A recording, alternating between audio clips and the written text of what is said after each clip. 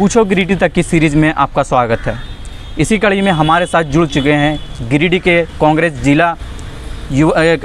के युवा अध्यक्ष हसनैन अली, जो आपके सवालों का जवाब देंगे।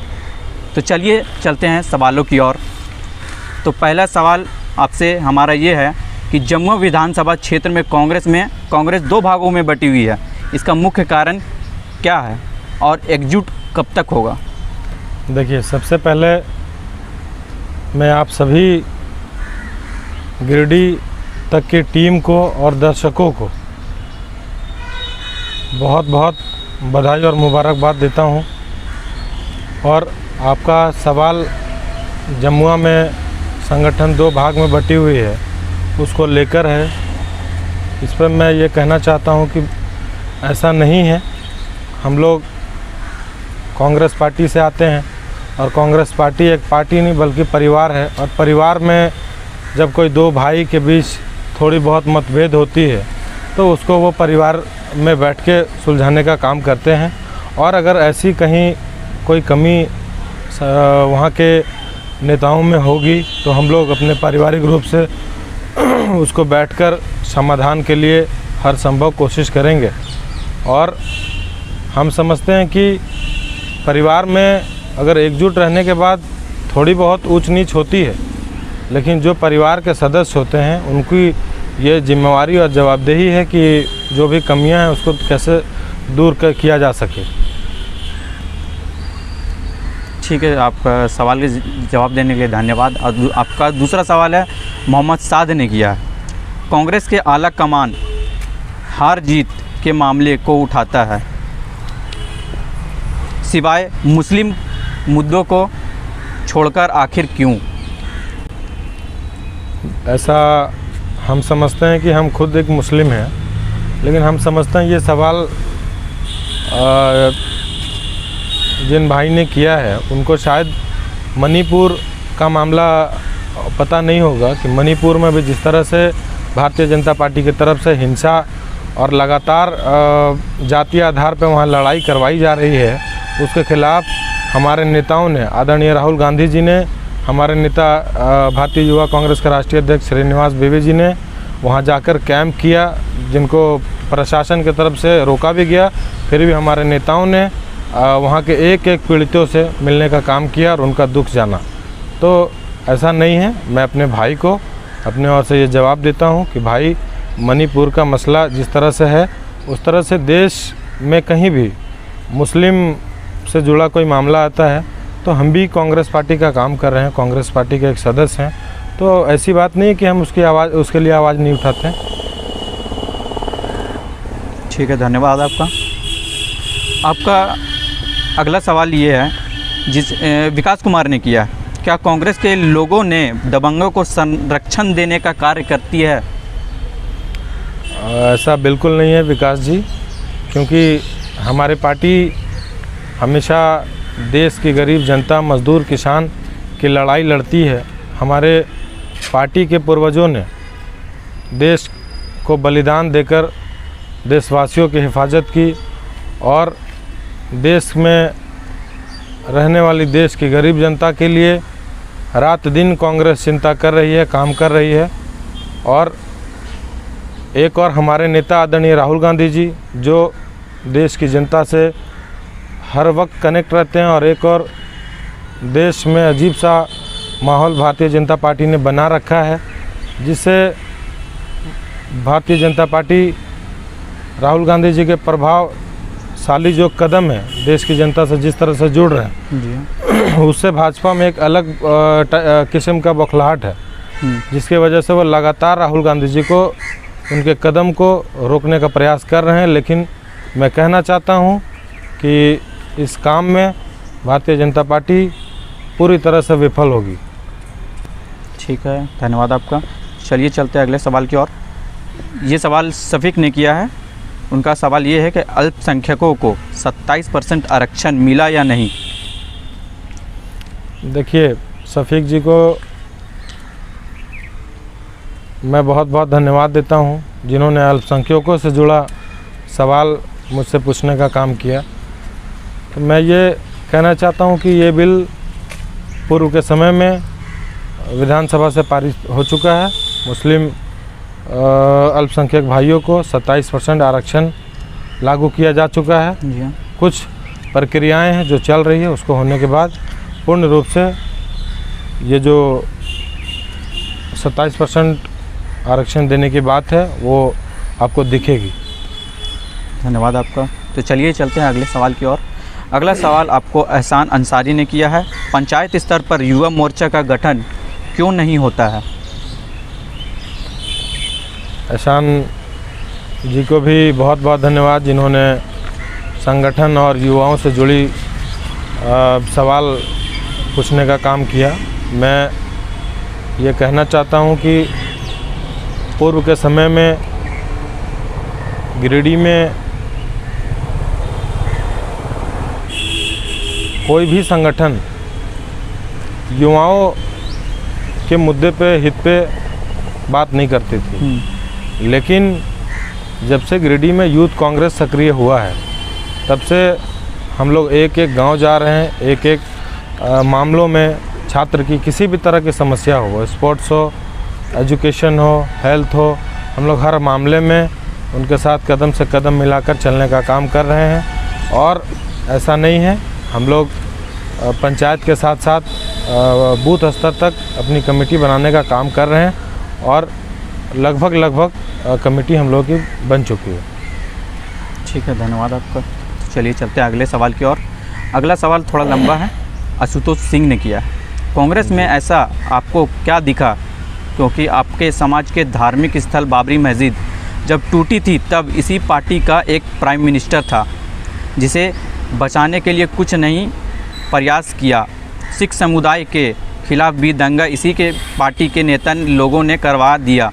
ऐसा क्यों कि आपकी पार्टी के ही नेता लोग हमेशा विपक्ष का शिकार होकर, जैसे ही मध्य प्रदेश, उत्तर प्रदेश, पूर्वी झारखंड प्रभारी जैसे बिक जाते हैं। हम ऐसे पार्टी को वोट क्यों दें जिस पार्टी के नेता लोग जब कुछ भरोसा ही नहीं है कि वो जब दूसरा पार्टी ज्वाइन कर ले और जिस पार्टी के हाथ में इतना खून लगा हो। देखिए, मैं आशुतोष जी को बहुत धन्यवाद देता हूँ अपने ओर से। उन्होंने बहुत गंभीर सवाल मुझसे किया और मैं ये कहना चाहता हूँ कि उनका जो सवाल है, हम समझते हैं कि देश में जिस समय बाबरी मस्जिद और ये आपका सिख समुदाय का दंगा जो हुआ था, वो उस समय भारतीय जनता पार्टी की बहुत गहरी साजिश के कारण हमारे नेताओं को टारगेट करने का काम किया गया और साजिश के तहत उनको बदनाम करने की कोशिश की गई है। हम समझते हैं कि मेरा परिवार है और मेरे परिवार में मेरे पिताजी परिवार के गार्जियन हैं, और अगर कोई मेरे परिवार का सदस्य अगर किसी तरह की गलती या भूल या किसी तरह का घटना को अंजाम देता है, तो हम ये तो इल्ज़ाम पूरे समाज मेरे पिताजी पे लगा सकते हैं कि आपके बेटे ने या आपके फलना ने इस तरह का काम किया, लेकिन उसमें मेरे पिताजी का कोई दोष है क्या, आप बता सकते हैं? इसलिए उस समय शासन कांग्रेस की थी, इसलिए भारतीय जनता पार्टी के लोगों ने माहौल बनाकर कांग्रेस पार्टी को बदनाम करने का काम किया है। बाकी आप देख सकते हैं कि जिस तरह से कर्नाटक में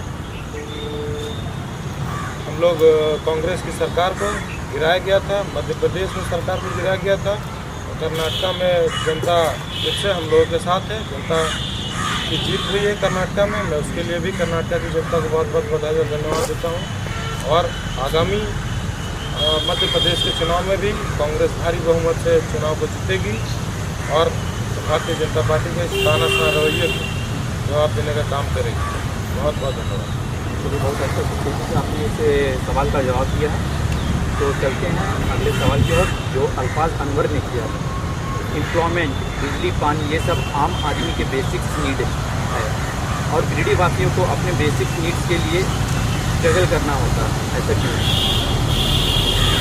बहुत अहम सवाल है इनका, क्योंकि ये आम जनों के जीवन की सबसे प्रमुख चीज़ें हैं, बिजली, पानी, सड़क। लेकिन यहाँ पे ये समझना पड़ेगा कि हम लोगों को इस तरह की परेशानियों का सामना क्यों करना पड़ रहा है।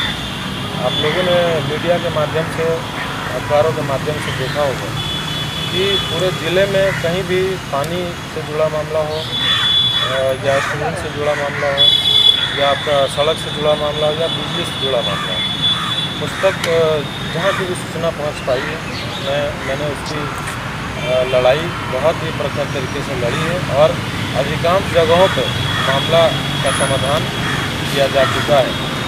और यहाँ पे गिरिडीह समेत पूरे झारखंड जो स्थिति है, भारतीय जनता पार्टी जिस राज्य में नहीं है, वो डीवीसी के माध्यम से वहाँ की सरकारों को बिजली का बहाना बनाकर बिजली को अपने हाथ में लेकर बिजली विभाग को, सरकारों को परेशान करने के काम कर रही है, जो हम समझते हैं बहुत दुखद है। किसी भी राज्य में सत्ता राज्य की जनता तय करती है, और जिस राज्य में भाजपा की सरकार नहीं है, भारतीय जनता पार्टी के लोग राज्य के नेताओं के साथ राज्यवासियों को भी परेशान करने का काम कर रहे हैं। बहुत अच्छा सवाल जवाब दिया आपने। तो चलिए अगले सवाल की ओर चलते हैं, जो कि अफसर अली ने किया, जो कि बोल रहे हैं मेरा बस एक ही सवाल है हसनैन भाई से, और पूरा जनता की कब तक, पूरा जनता का सवाल है, ठीक है। और राजा का बेटा राजा कब तक बनेगा? अब जो हकदार होगा वही बनेगा, जिसने सुपर 30 का ये एक डायलॉग है, ठीक है। हसनैन भाई, मेरा कहने का मकसद यही है कि आप पार्टी है, अगर टिकट विधानसभा या लोकसभा में कभी आपको मिलता है तो क्या आप आगे आएंगे क्या? देखिए, अभी तो मेरा राजनीति में आना कोई चुनावी राजनीति का हिस्सा नहीं है। मैं जो जनता की समस्याएं, उनके हर संभव समाधान के लिए राजनीति में आया हूँ। और ये चुनाव जो विधानसभा या लोकसभा की बात है, जो संगठन तय करती है, चुनाव कौन लड़ेगा नहीं लड़ेगा, ये संगठन का निर्णय है, इसको संगठन पर ही छोड़ देना ज़्यादा उचित होगा। लेकिन हम जिले की सभी जनता के साथ कदम से कदम मिलाकर खड़ा है और उनके हर समस्याओं के निराकरण के लिए हर संभव प्रयास कर रहे हैं और आगे भी करेंगे। तो अगला सवाल है आयान पठान का, और बहुत ही अच्छा सवाल है। आपके परिवार से कोई राजनीति में नहीं है, फिर आपने राजनीति को क्यों चुना? बहुत अच्छा सवाल है। देखिए, ये बहुत अच्छा सवाल है, जैसा कि आपने भी कहा और मैं भी कह रहा हूँ, क्योंकि ये सही बात है कि मेरे परिवार में मेरे से पहले कोई भी राजनीति में नहीं रहा। मेरे पिताजी वार्ड सदस्य रहे हैं और उससे बड़ी और किसी ने राजनीति में हिस्सा नहीं लिया है। और मूल रूप से जो सुविधाएं आम जनता को मिलनी चाहिए, उसमें कहीं ना कहीं मैंने भी कमी महसूस किया है, जिसको लेकर मैंने राजनीति में आने का निर्णय किया, मन बनाया। और इंशाल्लाह मैं जिन मुद्दों को लेकर विभागों के बीच गया हूँ, सभी विभागों की ओर से भी बहुत मदद रही है और सारी समस्याओं का, लगभग सारी समस्याओं का समाधान अब तक हो चुका है। का जवाब रहा।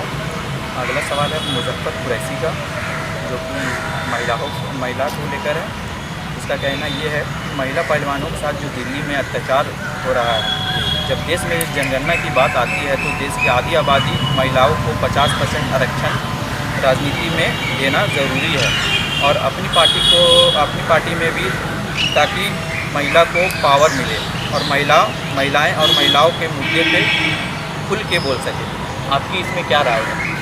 देखिए, पूर्व में जो उत्तर प्रदेश में विधानसभा चुनाव हुए हैं, इसमें हमारी कांग्रेस नेत्री आदरणीय प्रियंका गांधी जी ने ये वहाँ के स्थानीय महिलाओं से जो वादा किया था कि आगामी हम लोग महिलाओं को आरक्षण देंगे, उन्होंने ये आरक्षण देने का काम किया। और साथ ही मैं ये भी कहना चाहूँगा कि दिल्ली में जो महिला पहलवानों के साथ जिस तरह से बर्बरता भारतीय जनता पार्टी की हुकूमत ने किया है वो बहुत दुर्भाग्यपूर्ण है। और आप लोगों को भी मीडिया न्यूज़ चैनल के माध्यम से लगातार पता चलता होगा कि कांग्रेस पार्टी के एक एक नेता ने इस मुद्दे को विधानसभा, लोकसभा सभी जगहों पर उठाया है और उनके साथ सड़क पर भी उतरकर इस लड़ाई को लड़ने का काम किया। धन्यवाद आपका। अगला और आखिरी सवाल है आफत समीर। आप जैसे नेता जब भी हमारे पास आते हैं तो हमारे सारी समस्या दूर हो जाती है, चेहरे में एक मुस्कान आ जाती है। बहुत बहुत धन्यवाद समीर जी को। मैं कोशिश करता हूँ कि मैं अधिक से अधिक अपना समय जिला के युवाओं को समर्पित करूं, समर्पण दूं। और इस कड़ी में बहुत सारे युवा मुझसे प्रेरित भी होते हैं, बहुत सारे खुश भी होते हैं, बहुत सारे लोगों की अपेक्षाएं भी हैं कि अधिक से अधिक समय मेरा उनके साथ गुजरे। मैं उनको भी बधाई मुबारकबाद देता हूं। और ये निश्चित रूप से कहना चाहता हूं कि मैं पूरे जिला के युवाओं के साथ खड़ा हूं और आगे भी खड़ा रहूँगा। बहुत बहुत धन्यवाद। तो बहुत बहुत धन्यवाद आपका हसनैन अली साहब। और गिरिडीह तक के जो सवालात का सिलसिला था अब यहीं ख़त्म होता है और आपसे हम सब मिलेंगे नेक्स्ट वीडियो में। आप सभी लोग का बने रहने के लिए